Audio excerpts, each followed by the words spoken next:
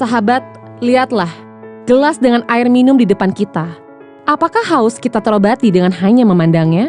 Apakah dahaga akan hilang jika hanya kita mendiskusikan air minum itu? Tentu tidak, kita perlu action. Ya, action. Ya, action.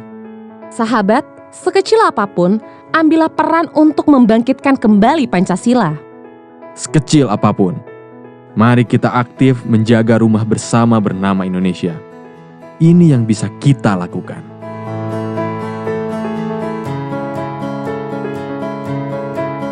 Mulailah sebarkan kultur hidup berkonstitusi. Kuasai prinsip persuasi.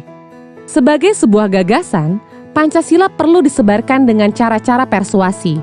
Dalam persuasi, seseorang menerima gagasan, bukan karena paksaan atau koersi, tetapi karena memandang gagasan tersebut adalah gagasan terbaik. Pancasila harus diterjemahkan agar menarik dan terus relevan bagi masyarakat. Ia tidak boleh menjadi kaku. Sosialisasi Pancasila. Prinsip 4P dalam pemasaran. P1. Produk. Pancasila ditafsirkan sesuai zaman, berdasar prinsip hak asasi manusia dan demokrasi. P2. Price. Pancasila harus disebarkan dengan cara yang rasional dan dialogis, sehingga memberikan harga sosial dan harga psikologis yang bermakna bagi pendukungnya. P3. Place. Gagasan Pancasila disosialisasikan di ruang publik, terutama di media sosial. P4. Promotion. Harus tumbuh juru dakwah yang banyak dan kuat sebagai agen sosialisasi gagasan Indonesia yang damai, beragam, dan bebas terorisme.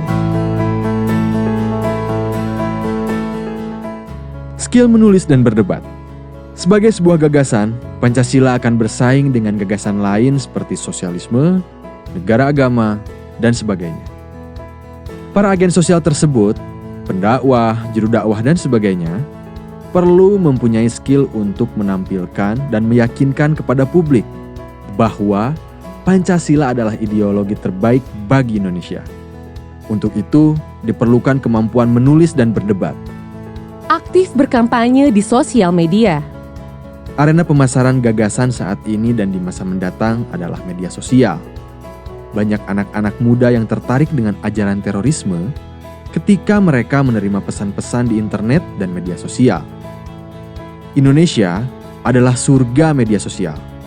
Jumlah pengakses internet dan media sosial sangat tinggi.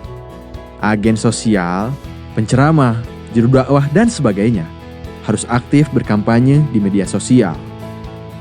Lahirkan kader. Agen sosial seperti pendakwah, juru kampanye Pancasila tidak bisa melakukan pekerjaan sendirian. Agen sosial perlu melahirkan kader-kader. Kader-kader ini akan mendidik kader baru dan begitu seterusnya. Komunitas Bela Indonesia menyediakan buku dan manual pelatihan yang bisa diakses di internet. Bahan ini bisa digunakan oleh semua pihak untuk melahirkan semakin banyak agen sosial.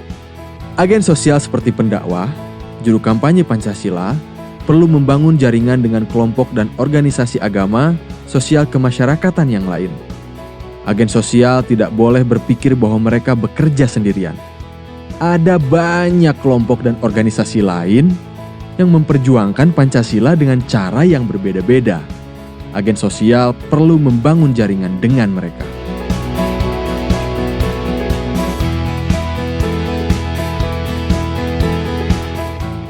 Demikianlah sahabat, tips untuk membangkitkan Pancasila. Bersama sudah kita lihat 4 seri video rumah bersama bernama Indonesia. Mari kita lakukan apa yang kita bisa. Sahabat dapat melakukan pelatihan. Bahan pelatihan dapat diakses di alamat ini.